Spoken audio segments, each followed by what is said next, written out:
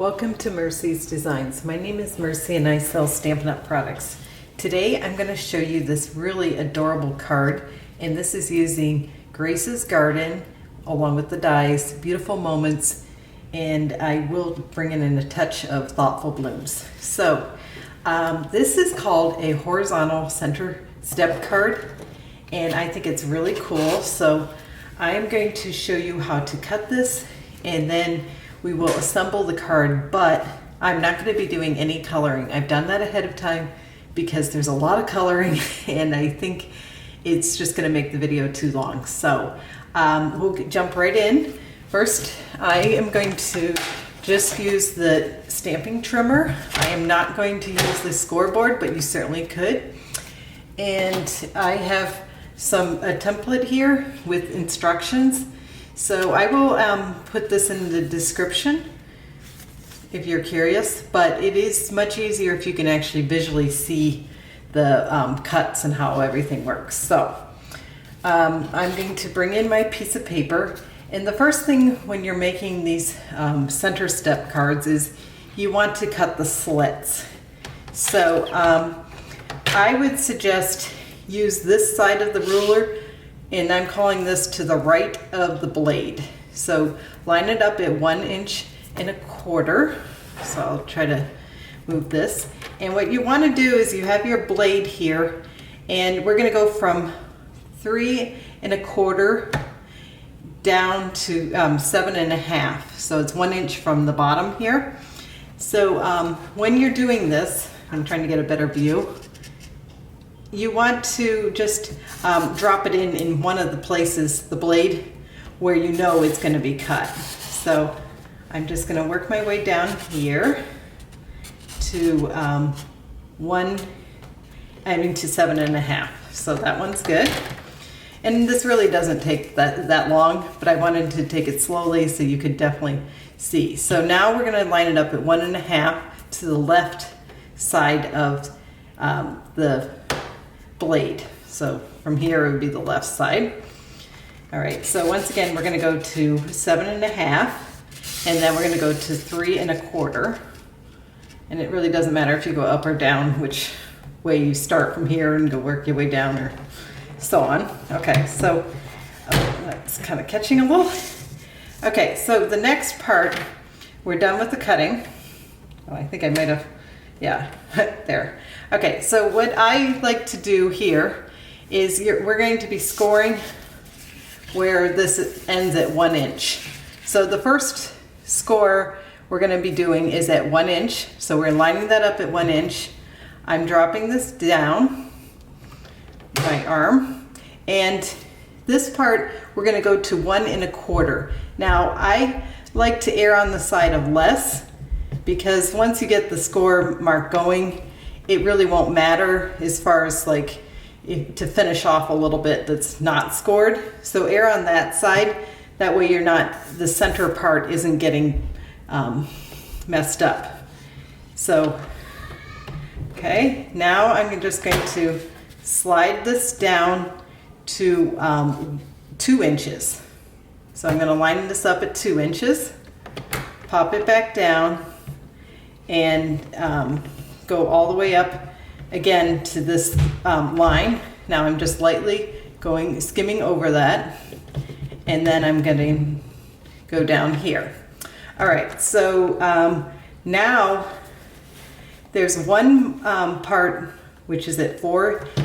I'm going to try to make sure this is in screen. At 4 1/4, where you're going to do the center between here. So that's the one I'm going to do right now.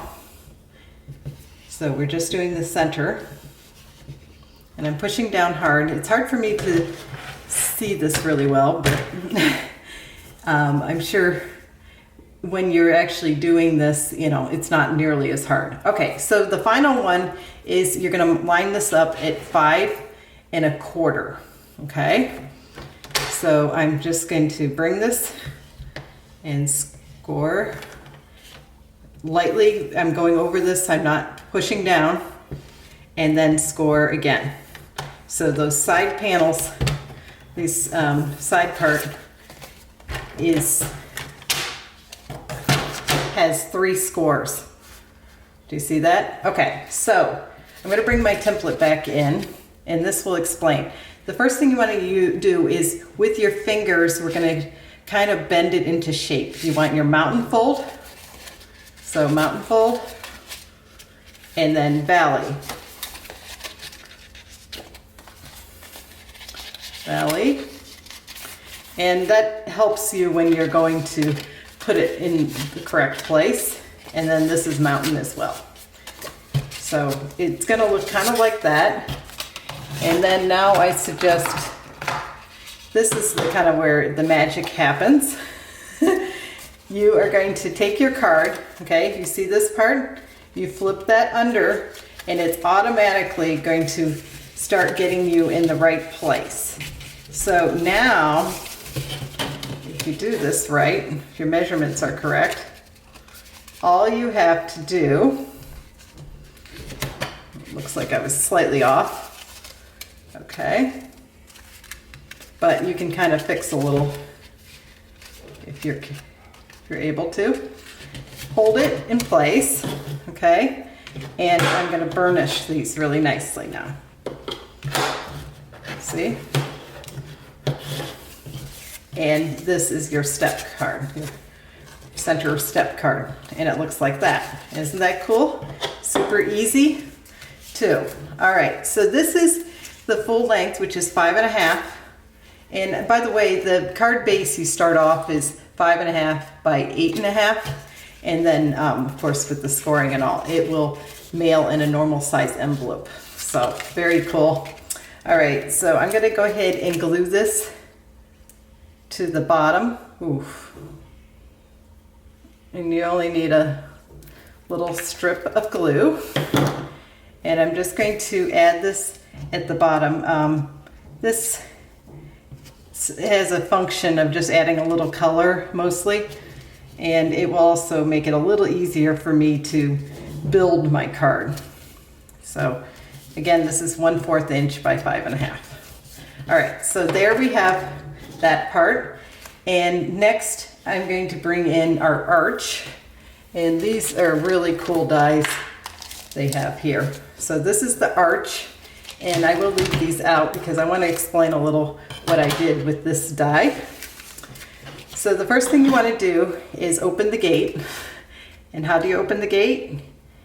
Take a slice, just like that.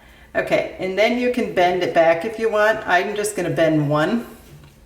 Okay, so you have that. Now, I'm going to set the card base aside. I wanted to show this die. I just ran a piece that, you know, went over there and popped that out. Next part, again, take a slice. So I'm just going to slice it down here, and we're going to use this. So how we use it, I think I'm done with my scissors now, is we're going to glue these two together. Oh, it's got that yucky stuff on it, my glue top. So this is the front side, and I'm literally adding just a little bit of glue, and I'm going to take this now and I'm going to marry them together. So it's one seamless look. So you can't even tell that that was not part of it. It looks completely seamless. At least I think so. So again, I'm going to take some and just add it. Okay. Just need to catch that a little. And you can double check on the back that it all lines up and wiggle into place. I do suggest using liquid glue for this part. Oh, okay, so that is how it looks. Not too difficult at all, super simple actually. And next we're going to add this to the center of here, and you can see how here we need to make sure we don't glue on this part and this part. So I'm going to bring in my art glitter glue, and the reason why I like this for this part is if I happen to wiggle it in place and it gets a little bit, I get a little glue on it, it's not going to be as big of a deal. Okay, so I'm just getting this arch. This is actually a pretty fun card to put together. Ooh, I almost forgot there. Yeah, okay. And then do not glue the inside of the fence. Another little tip if you want this to go well. Okay, so I have a few spots here that I could use with a little less glue. So I'm just taking my paper here and I'm just going to remove a little bit, in particular on these fences. Okay, all right, that looks pretty good now. Okay, so if there's a tricky part, this is probably it, but even this isn't too bad. So what I'm going to do is gently put this in place, and I do have a second. So again, this is where that little 1/4 inch green grass, if you will, actually has a practical purpose, because I can use it to push down against that. Okay, so I make sure I get it straight, and I'm going to make sure that's together so I know I had it nice and straight, and ta-da. Now, if you get it slightly off, it's not going to be too big of a deal, but you can sometimes wiggle it into place, but I think that's pretty good. So, of course, this looks a little odd, right? But don't worry, we're going to cover that up. So all the tricky parts are now complete. So I'm going to speed this next part up, and then I'll talk again in a little bit after I assemble some more.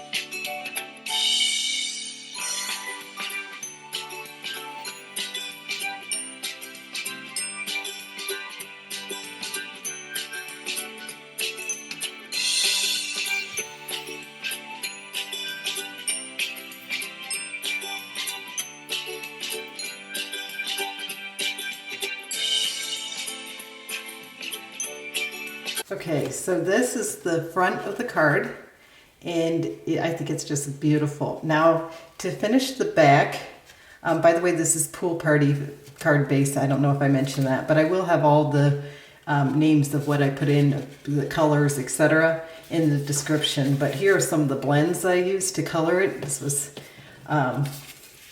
really fun to color, but again, a little time consuming. So the only stamping we're going to do is add a butterfly, just so that we can say we did a little stamping. And this is a very little stamp, so don't push hard. And that was from the Beautiful Moments. That's this little one right here. And then on the back, you of course need a place to write a message, ideally. And I thought, wouldn't it be adorable to just use one of these little rectangle, stitch rectangle dies and cut out a sentiment and put it here. And of course this one wasn't long enough to fill it, but I put the cat in, which I think looks perfect, and colored the kitty. For those of you who don't know, we have a cat in the family. Her name is Kalinka, and sometimes she will come and pester me even while I'm making these videos. But usually she's a good little kitty and sits beside me while I stamp. So it's really cute. All right, so here is the back panel, and you could stamp something else as well, but I kind of like the area left for writing a message. And this